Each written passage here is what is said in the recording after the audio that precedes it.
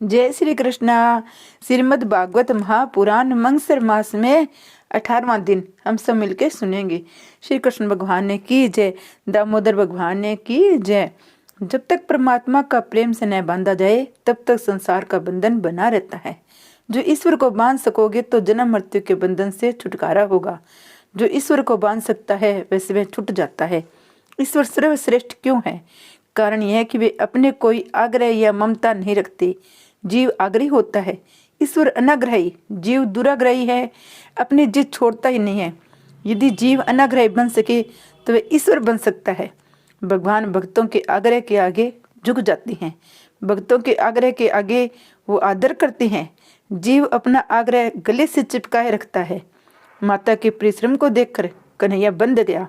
इस प्रकार उन्होंने बताया कि वे भक्ताधीन हैं। ईश्वर ने अपना आग्रह छोड़ दिया। भीष्म पितामह की प्रतिज्ञा को पूर्ण करने के हेतु श्री कृष्ण ने अपनी प्रतिज्ञा भंग करके शस्त्र धारण किए थे। वे हाथों में चक्कर लेकर भीष्म पितामह को मारने दौड़े। इस दृश्य को देखकर भीष्म ने भाव विभोर होकर धनुष बाण फेंक दिए और बोले, वाह मेरे प्रभु, धन्य है। मेरी प्रतिज्ञा को सत्य करने के लिए आपने अपनी प्रतिज्ञा भंग कर दी। पूर्ण प्रेम के बिना परमात्मा बंध नहीं पाते। मनुष्य का प्रेम कई हिस्सों में बंटा हुआ होता है। वह पत्नी, संतान, धन, संपत्ति, बनाव, श्रृंगार सभी से प्रेम करता है। यदि वे अपना सारा प्रेम भगवान को दे तो भगवान बन सकते हैं।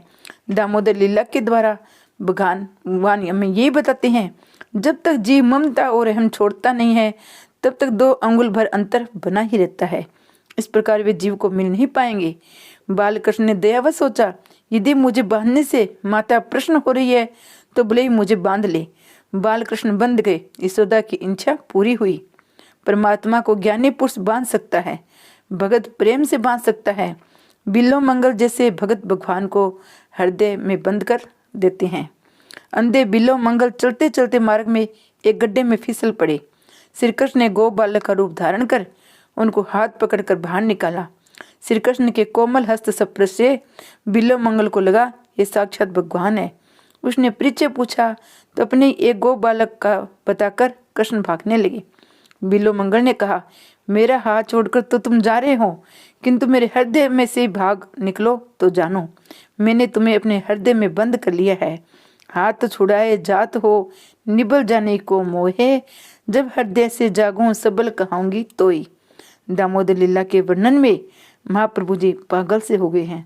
वे कहते हैं, ज्ञान और तप भक्ति की विजय की कथा यही है। श्री कृष्ण के मथुरा गमन के समय यशोदा जी ने उनसे विनती की कि उस डोरी से बांधने का प्रसंग भूल जाना, मन में न रखना। श्री कृष्ण ने कहा, मैं तो कब का भूल चुका हूँ, किंतु तुम भी भूल जाना। मैं तो यही याद रखूंगा कि तुमने कभी मुझे प्यार की डोर से बांधा था। मैं द्वारकाधीश बनूंगा, 56 कोटि यादों को सम्राट बनूंगा, 16,000 रानियों का पति बनूंगा। फिर भी मैं तेरे प्यार के बंधन में बंधा रहूंगा। तेरे सिवा मुझे और कोई कौन बांध सकता है? मुझे और कोई बांध नहीं पाएगा। मैं किसी और का नहीं, 16,000 रानियों का नहीं, केवल तेरा हूँ। तेरे प्रेम के बंधन को मैं सदा याद रखूंगा। तेरा प्रेम मैं कभी भूल नहीं सकता। इस चरित्र में यशोदा की विजय है। ज्ञान तपस्या नहीं, भक्ति की विजय है। अपने तप के प्रभाव से ज्ञानी जन परमात्मा का दर्शन तो पा लेते हैं, किंतु उन्हें बांध नहीं पाते। तपस्वी भगवान को पहचान सकते हैं, बांध नहीं सकते। मात्र विशुद्ध भक्ति ही उनको बांध सकती है। भगवान तो कहते हैं, मैं मुक्ति तो देता हूँ किंतु भक्ति नहीं देता। यदि भक्ति दान करूँ तो मुझे ही बंधना पड़ेगा। एक बार भगत दामाजी करने सके तो यवन सैनिकों उन्हें बांधकर राज दरबार में ले जाने लगे। दामाजी ने सैनिकों से प्रार्थना की कि मार्ग में मुझे पंढरपुर के विठलनाथ जी का दर्शन करा दो। सैनिक उन्हें मंदिर में ले गए। भगत की ऐसी दयनीय दशा को देखकर विठलनाथ जी द्रवित हो गए। अरे, मेरा दामा बंदरों में जकड़ा पड़ा है। तो विठलनाथ जी ने एक हरिजन का रूप लेकर राज दरबार में पहुंचे। वहां उन्होंने अपना नाम बिट्ठू चमार बताया और दामा जी को सभी बंका कर देने की इच्छा व्यक्त की।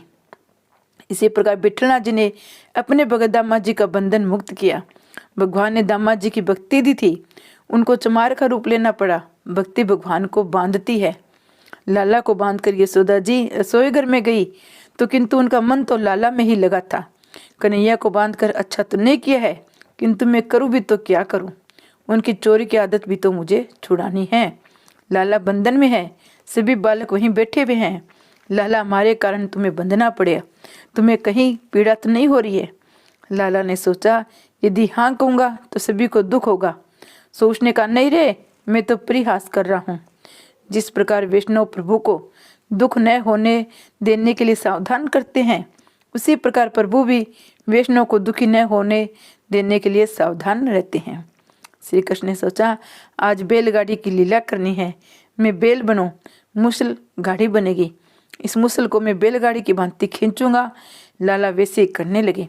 भगवान दामोदर चाहते हैं उनको चाहे बंधन में बंधना पड़े, अन्य कई जीवनों को तो वे बंधन मुक्त कर ही देंगे। ये शुद्ध पुष्टि भक्ति है। पुष्टि भक्ति भगवान को बांधती है। जब वे बन जाते हैं तब जीव मुक्त हो जाता है। तब तक उनको प्रेम डोर से बांध न जाए, माया का बंधन नहीं टूटेगा। ईश्वर को प्रेम से बांधो। 9वें अध्याय में बंधन लीला है, 10वें अध्याय में मोक्ष लीला है। यमलार्जुन मोक्ष कथा है। लाला मुसल को खींचता हुआ 2 यमुना वृक्षों के बीच में आगे बढ़ा। मुसल 2 वृक्षों के बीच में टेढ़ा हो गया। लाला ने डोर को इतने जोर से खींचा कि मुसल ने उन दोनों वृक्षों को काटकर गिरा दिया।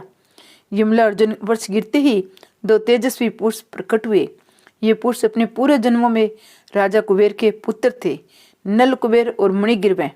इन 2 लक्ष्मी नंदन यक्षों को नारद जी के श्राप के कारण वृक्षों का अवतार लेना पड़ा था। परीक्षित ने पूछा नारद जी ने उनको श्राप क्यों दिया था।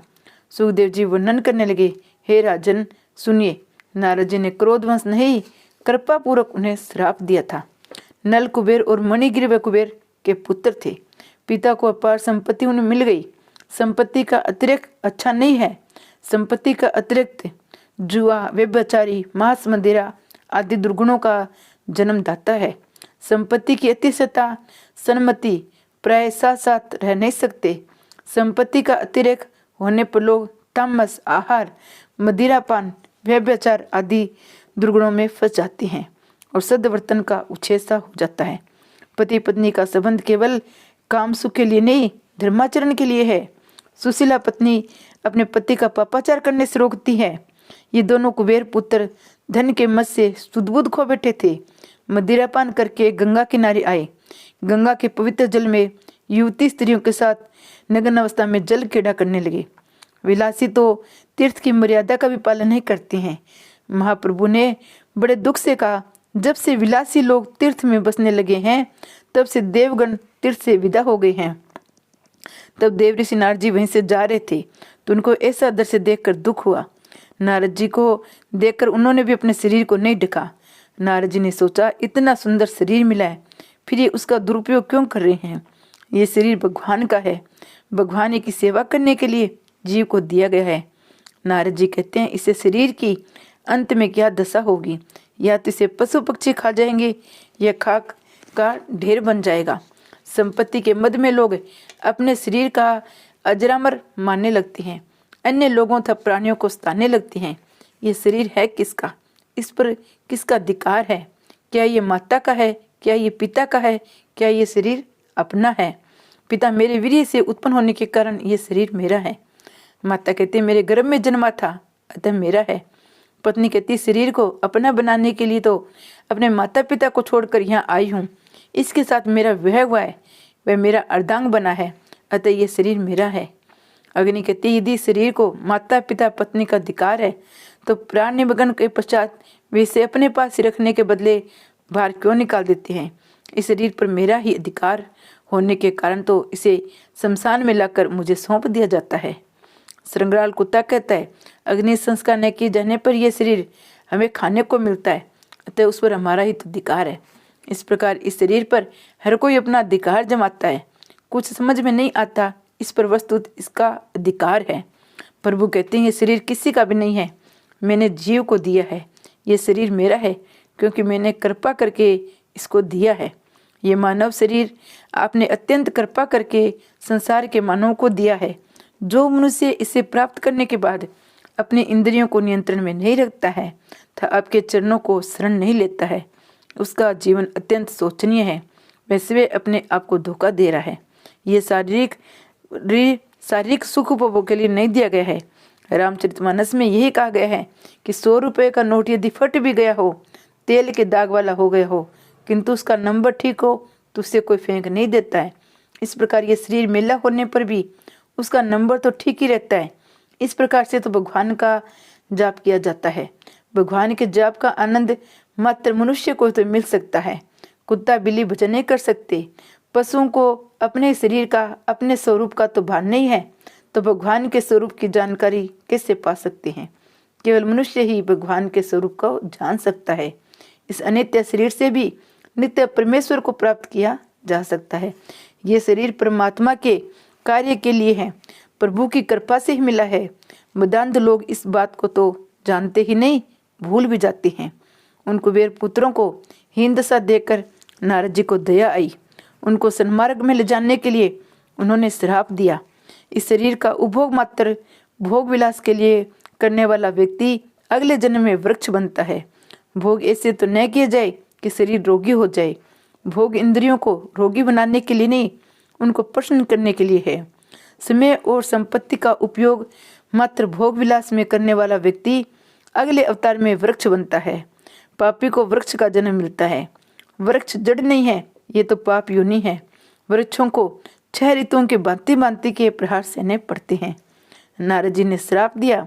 ये दोनों वृक्ष यथ संपत्ति के कारण मदांत स्त्री भोगी विलासी हो गए हैं, सो सथावरण पान प्राप्त करने योग्य हुए हैं। तो ऐसे भोगियों को वृक्ष में जन्म मिले। श्राप सुनते ही नल, कुबेर और मणिग्रीव पछताने लगे। वे नारद जी की शरण में आए। क्षमा करो मुनिवर, क्षमा करो। नारद जी ने कृपा करके उन दोनों को गोकुल में वृक्षावतार दिया। नंद बाबा के आंगन में तुम दोनों का जन्म होगा। कन्हैया के चरण स्पर्श तुम्हारा उद्धार करेगा। वह श्राप था या आशीर्वाद? उद्धव जैसे साधुजन तो वृंदावन में वृक्ष के रूप में जन्म लेना चाहते हैं। विषय भोग में रममान रहने वाले को अगले जन्म में वृक्ष का अवतार लेना पड़ता है। नारद जी ने श्राप तो दिया, किंतु संतों का क्रोध, संतों का श्राप भी हमेशा आशीर्वाद सा होता है। गोकुल में वृक्षों का अवतार लेने के लिए अभिलाषा तो महर्षियों की भी होती है। उद्धव जी यही कहते हैं, अहो अत्यजान सब जन आर्य मार्ग का त्याग करके वेदों के लिए खोजने योग्य श्री कृष्ण को पदवी इन गोपियों ने पाई है। ऐसे गोपियों के चरण रज से लाभान्वित वृक्ष राशि, लता, औषधि आदि किसी भी रूप में वृंदावन में मेरा जन्म हो, ऐसी मेरी प्रार्थना है। कृष्ण का चरण स्पर्श पाते ही नल, कुबेर और मणिग्रीव ने अपना मूल स्वरूप प्राप्त किया। दोनों वृक्षों का उद्धार हुआ। अब नल, कुबेर और मणिग्रीव प्रभु की स्तुति करने लगे। हे प्रभु, आपसे हम कुछ और तो मांगते नहीं हैं। अपनी वाणी आपके गुणगान में रात रहे, आपके कान आपकी कथा में श्रवण लीन रहे, अपने हाथ आपकी सेवा कर्म में, अपना मन आपके चरण स्पर्श में, अपना मस्तक आपके निवास रूप जगत को प्रणाम करने में, अपनी दृष्टि आपकी मूर्ति रूप संत पुरुषों के दर्शन में करने में तत्पर रहे। हे नाथ, बस यही कृपा आप हम पर कीजिए। ये प्रार्थना हम सब